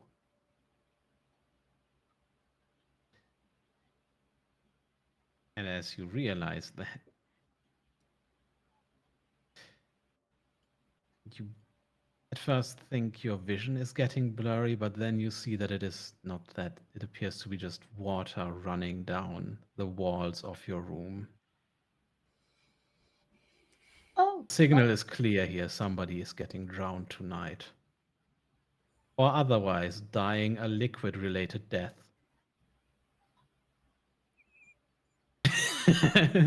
Yeah. she's gonna pause for a second and go, oh no, and gather up her cards and start running out. Speaking of liquids, we go to the docks. Two youths. Okay, no, wait, that's actually not for me. That's going to be for Lamia. Two youths come to blow over a case of whiskey with a couple of bottles still intact. As they push and shove in the slimy mud, how do we know this fight is about more than just the find? They were arguing before they even got to the case about something completely unrelated. Specifically, we can hear vague bits about, well, but it was supposed to be my job. Would you have why would you have done this? Why would you take the ticket? We had agreed it was supposed to be me. No, no. And back and forth, and then spiraling into past slights, perceived or real, we don't know. But we do know that the whiskey is just the tip of this iceberg. They old friends at a young age, bickering back and forth constantly. It's never just the whiskey. The whiskey greases the wheels, but they disagree a lot, even though they're constantly still together, still doing jobs, whether they like it or not. Now on to not quite youths, but possibly bickering. Where do we see Ash and Araxi at the docks right now?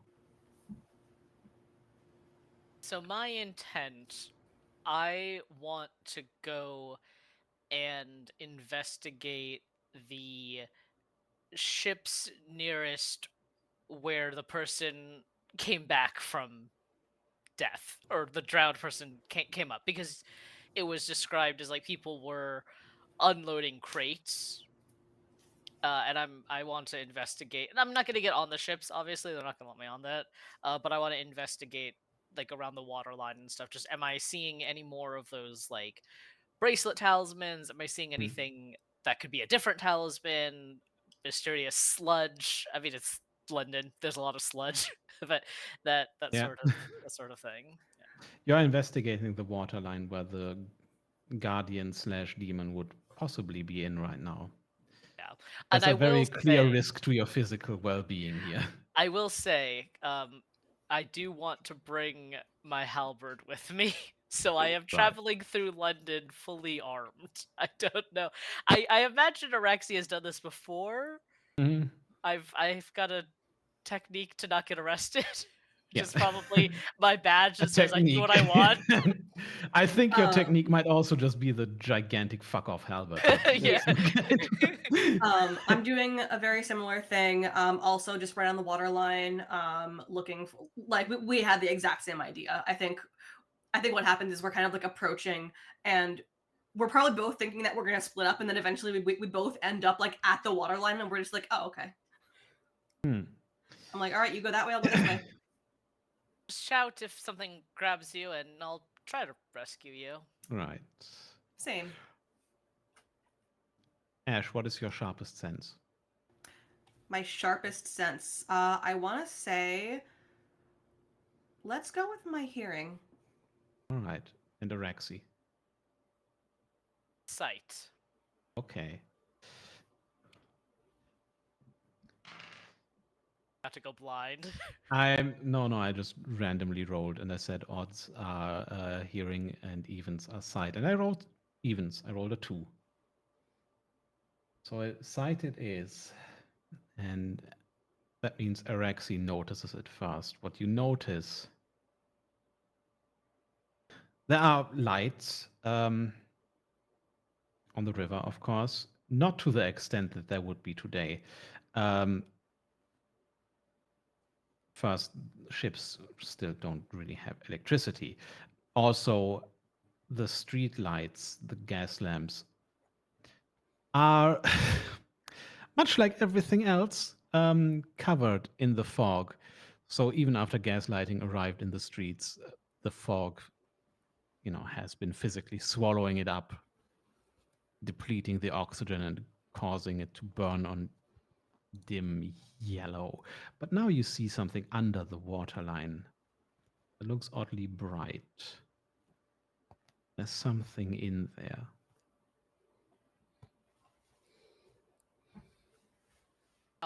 I whistle to get Ash's attention. And you see in the distance Ash's head flip up and their frame start making their way back towards you. They're not going to shout, but they are going to start moving back towards you. And I think I will give you a choice now as the DM. You can possibly roll a night move and follow whatever this is, or you can investigate with the information move and try to find a clue. But not both. I think let's go for a clue.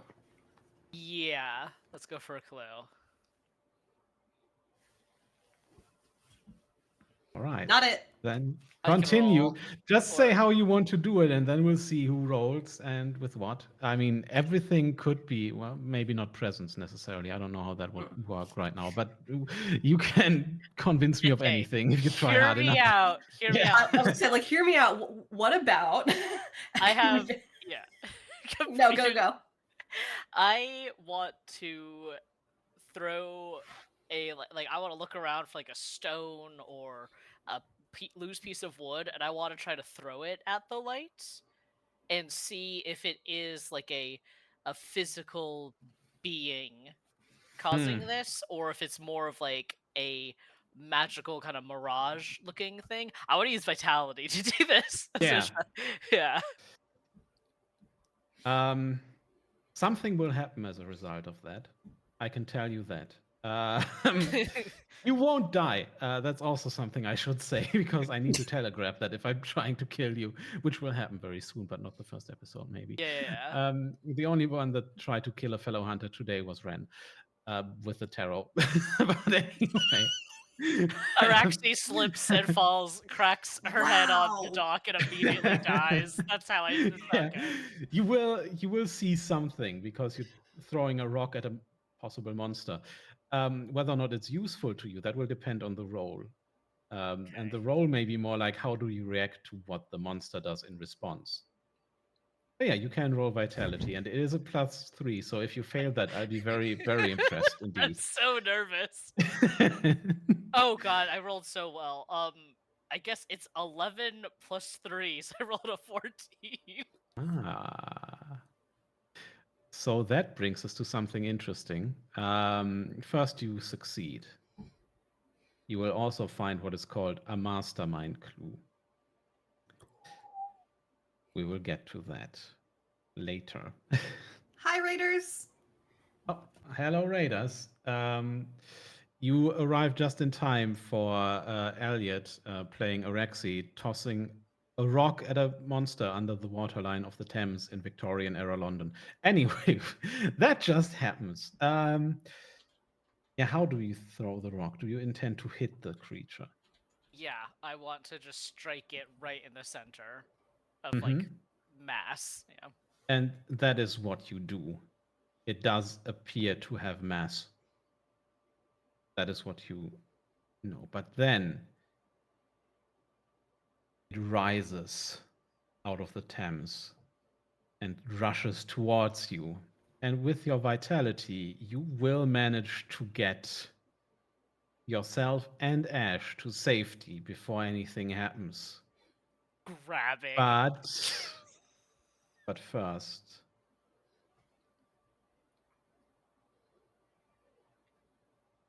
both you and Ash have probably done something terrible in your time to somebody. Now imagine, and we'll start with Ash. Ash didn't throw the rock, so Ash sees it first because Ash doesn't need to rebalance themselves. Imagine the manifestation of all that you have done wrong, everything rose from the depths of the sea and came for revenge. What would it look like? It would look like this horrifying amalgamation of the person that I once stole something from. That I didn't know it was a protection talisman. I didn't know it was a cloaking device. And it is a combination of that person and the horrific monster that about 30 seconds after I took it off of them, devoured them.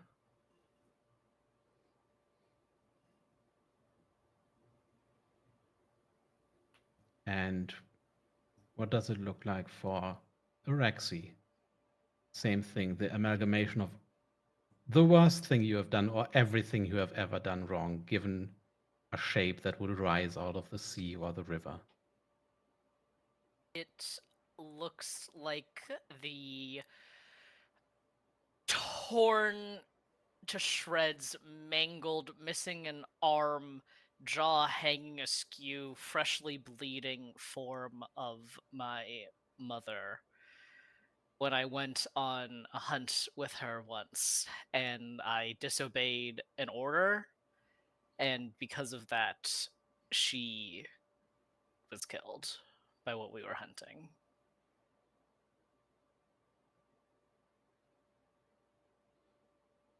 And this, whatever it is that either one of you sees, comes towards you, growing ever bigger as it approaches the docks, crushing through some scaffolding. And this is not wooden scaffolding. It is metal that just gets bent and cracks like glass would. And it comes towards you, ready to, well, you saw what happened to the boatswain, or at least you heard of it, just impaled on wood from a ship. This will happen to you, except Araxi, how do you save yourself and Ash even though you're in the face of your own dead mother? I have grabbed Ash and I have thrown them like behind me, and in the same motion I pull out my halberd and I'm just locked in place. It's in front of me. If this creature is going to eat us, it has to get through solid metal first. Mm-hmm. And this is not a normal metal scaffolding. This is stronger. Yeah. And it does exactly that. It tries to just swipe it out of the way. Perhaps there's something about you using the weapon of your family while you are seeing your mother that protects you here, or whatever else it is. It tries to swipe the halberd out of the way, but it doesn't budge. You don't budge. And instead, for a moment, this entity before you looks like your mother, or you would remember her before she was killed. Just your mother, not mangled. Except the eyes. The eyes look like the deepest abyssal water. And they look at you a bit confused, but also suddenly calmed. And then the form just dissolves into water. I look at Ash. Did you see that? Was that? Did you? I. You saw him? No, I saw just a just a person I didn't know. Hmm. I didn't know mine either. I think I'd like a drink now. Yes. But we So know more with now. that, yeah, with that, you know that the monster's appearance depends on who sees it. And that is your clue. Now, let's go to. I forgot who got an unseen and who didn't. I think, Ren, you still haven't gotten one. Then let's go to you. An older woman picks through the mud, lost in her own world. She does not seem to focus on items of monetary value. What do we see her collect? I think she's very softly singing something to herself under her breath, maybe a song from her childhood, something that brings her comfort as she picks through things like seashells, bits of dark green bottle glass, kind of smoothed over by the tide, and shiny little pieces of metal, maybe from fishing lures that broke off.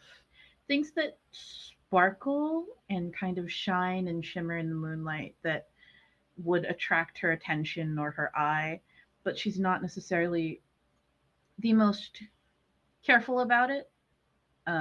And she ends up cutting herself on a piece of glass that she's collecting, but not really noticing because her mind is off somewhere. And that brings us to our good doctor. You're walking towards the docks, but you find something. Well, we find someone, but also something in a street corner. Something catches your eye. You see out of the corner of your eye a strange talisman or something. Something a demonologist would carry. What Hmm. is it exactly? And what trail of items do you follow? I think the first thing that I find, it's very simple. It's a cross. It is a wooden plain cross, just a random thing, but it's on a silver chain. The intention of it, I notice. And so I see that. And then as I'm walking down, there's another glint. And this is a symbol I don't actually recognize. Religion's not what I'm a doctor of. But regardless, pick that one up too, pop it in the bag. I've left my fine clothes at home and I'm in basic clothes, a shirt, suspenders, slacks, but my bag is with me. And I continue to follow. There's several items, some I recognize. One of them even reminds me of home a bit, a chicken's foot. And then you find Nim, of course, picked clean. What state, I wonder, is Nim in, and how does he look at this point? Oh, well, ah, dear Mr. Gamsby. Poor thing. Seems as though he's quite unconscious. Glass of port next to his hand. He. Hmm, unfortunate. Seems as though he's quite out of sorts. If he's alive or not, I honestly don't care. Well, Nim, perhaps he's alive, perhaps not. Perhaps if he is alive, he will survive, perhaps not again. He certainly has lost most of the items he carried. Some have been scattered as whoever stole them ran off. Others are just gone. But yes, there he is. He. Temptation. Hmm. He's a liar. Grossly incompetent, unhelpful, and bothersome. I don't want his things. I take them out of my bag and I dump them onto his chest. There's nothing there you would want to take. No, I don't think so.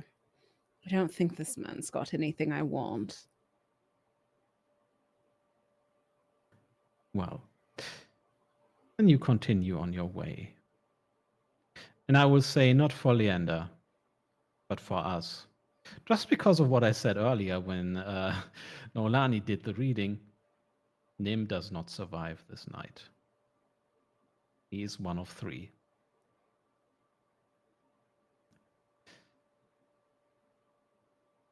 And then,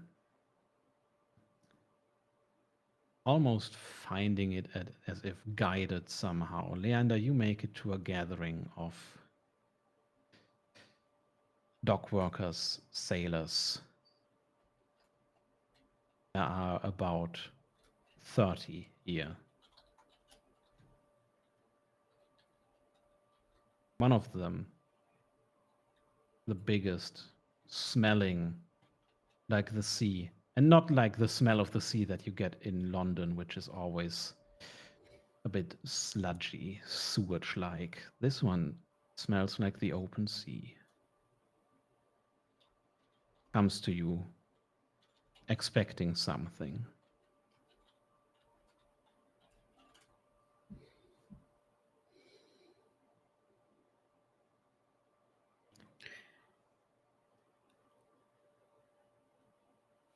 We rise like the tide. You enter the gathering. And perhaps our last paint the scene question for today. Where is this gathering actually held? And what purpose do you think it has right now? Not in general, but on this specific night, what is the purpose? This gathering is not far from the docks, but it is not at the docks. It is in a warehouse where many of the goods are brought after they're taken off the boats. And I think this night, this is a combination of fellowship and planning. I think that they are looking for change and they are ready to implement it at whatever cost. Mm-hmm. It's that. But also, there's a very specific action taking place. Hmm. There's a plan that is to be set in motion, but there are certain people that need to be removed for it. You recognize this. You hear mumbling. You specifically hear mention of the foreman. You get the very distinct impression that you know exactly what foreman it is. I do. I think Leander likes it here. That is good, because you are approached by the man who invited you, grinning at you, showing somewhat, well, yellowed, of course, but also greenish teeth now. You have come. I You have. must. Will you partake then? Become one with the drowned? I haven't decided that. However, I have I have a fondness in my heart for your cause, and I do believe I can help you with your foreman. He caught my eye earlier, and I would love to pay him a visit. The foreman will be taken care of. Would you like to bear witness? Well, if witness is all you allow me to bear, then I will not step on any toes, but I was willing to be more active participant if you'd like. All of a sudden, he has a bracelet in hand. If you wish, you can be.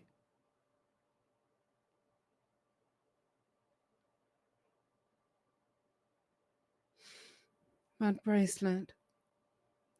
There were living ones wearing it too, were there not? All of us are living. Hmm. Do you age?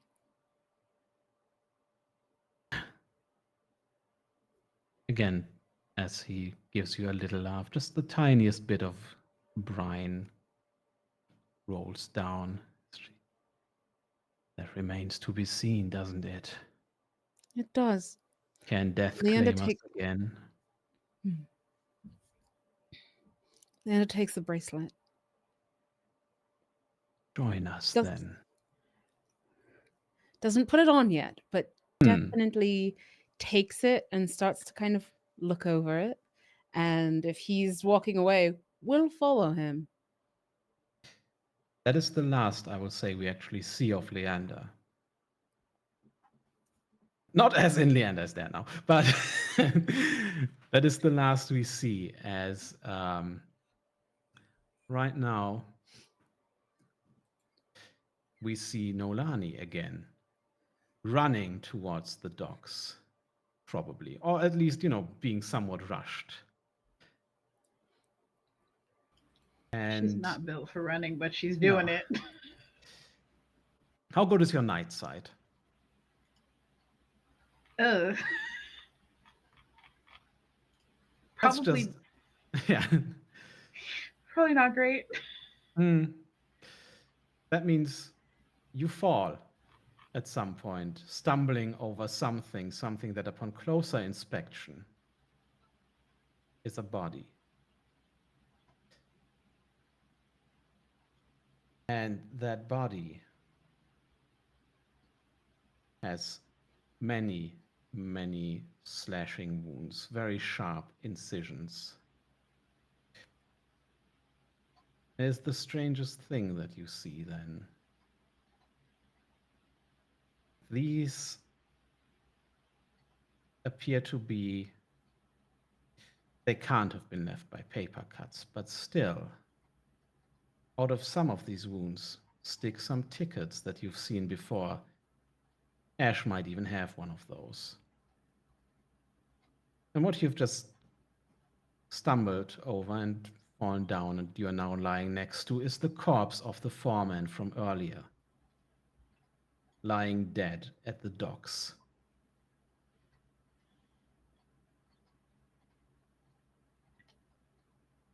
Noah's gonna scream, first of all, Mm-hmm. and then scramble away from the body up to like the closest, probably a crate that she can put her back against. Right.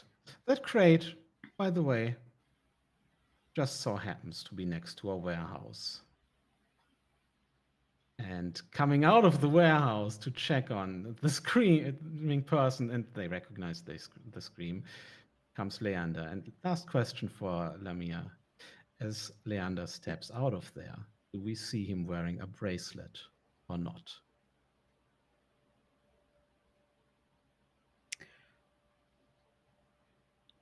I think that Leander does not currently have the bracelet on. I think at the moment it is tied around his suspender at the top, but um yeah, that's he's got that, and you notice he's not at the moment carrying his bag. Very well. And with Nolani. that,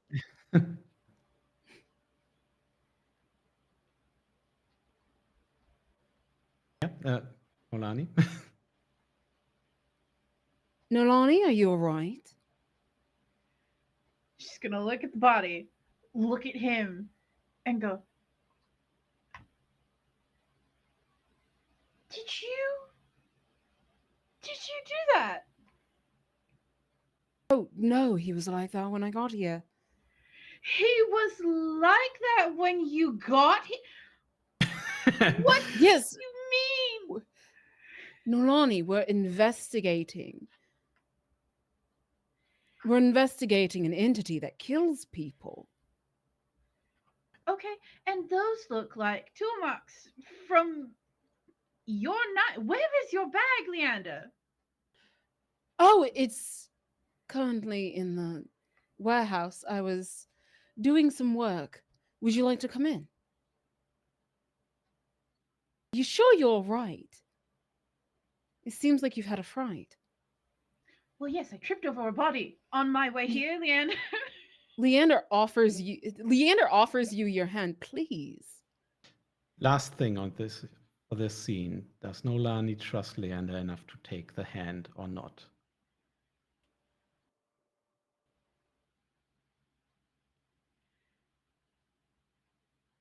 She will take the hand, but she does not trust him.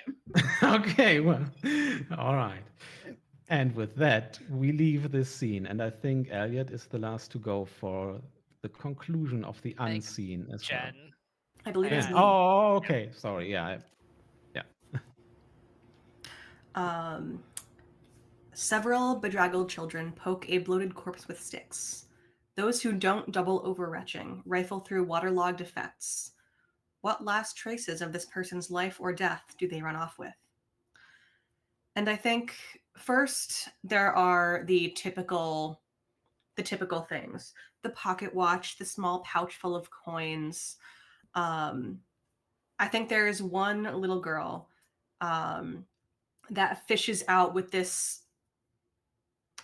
like mildly disgusted but curious look a small journal. Its cover caked in seaweed and a little bit of mud. Um, the inside, the pages are almost entirely lost to water damage. And as this little girl kind of wipes away the mud, she wipes away the seaweed that is kind of draped over this journal. Um, she reveals a design etched in the leather of the cover, a silhouette of seaweed framing the the edges of it. It is clearly a nautical themed craft, and somehow still attached to this journal is a ribbon bookmark, at the end of which is a small metal charm of a seashell at the end. And she holds it carefully as she puts it away, water still dripping from the pages. Um, that water stain spreading in her tattered jacket pocket.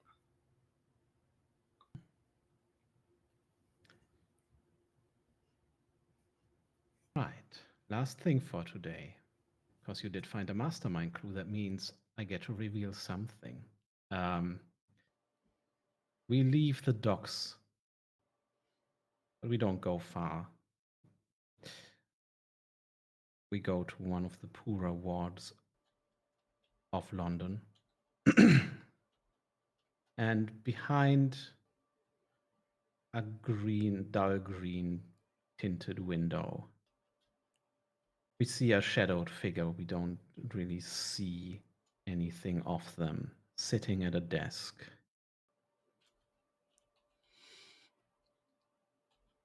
Small, frail even. We hear a cough. But it's not the cough that revealed the salt water earlier. It is a much drier cough. Like you can hear something rattling in the lungs. Come in then. A much larger man steps through the door, walks towards this person, whispers something to them. And the smaller person looks up from their seat. The doctor. Not the one I would have expected. And they have joined the workers, you say. Who would have thought that the Queen's own could be of use to us, perhaps? Good work, Peters. Keep an eye on them. And we will see what the Queen's hunters are made of. And that is where we will end the session. Concern! Whoops. Oops! Woo! Yeah, Leander! Let's go! Let's go! Who kills their character first from your game? Oops. All right. That's something.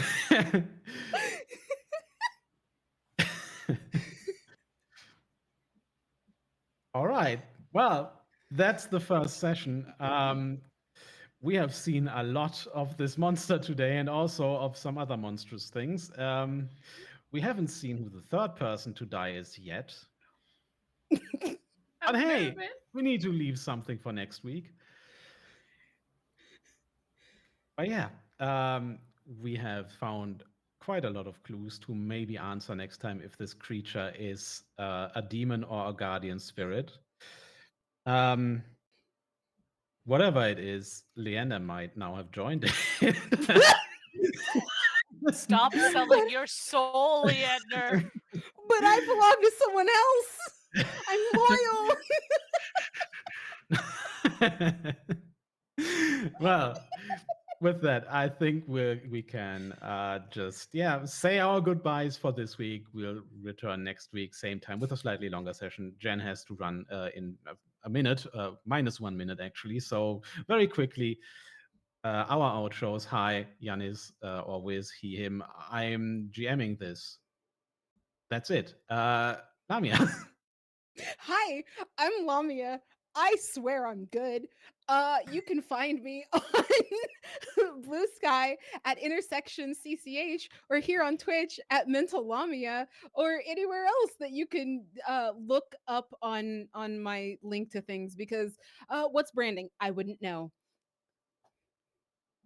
Araxi.